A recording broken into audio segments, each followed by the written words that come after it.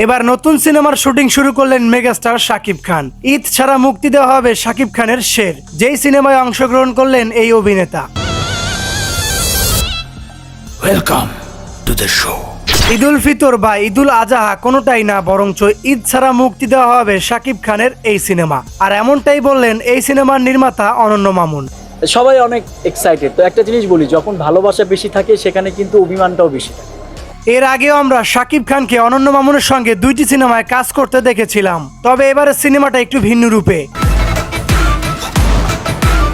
একেবারেই অ্যাকশনটাস লুকে ফিরে আসছেন আমাদের মেগাস্টার শাকিব খান।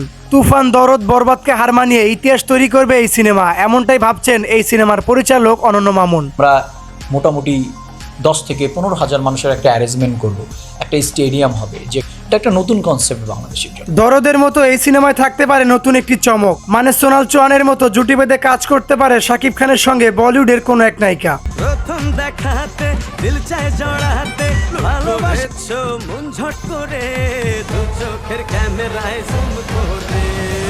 তবে সবচেয়ে বড় একটি চমক হচ্ছে এই সিনেমায় থাকতে চলেছেন বলিউডের fighting action director Sunil Rodriguez, যার হাত ধরে তৈরি হয়েছে বিভিন্ন হলিউড বলিউড সিনেমা। তুফান, বরবাদ, তাণ্ডবকে হার মানিয়ে নতুন ইতিহাস তৈরি করবে এই সিনেমা।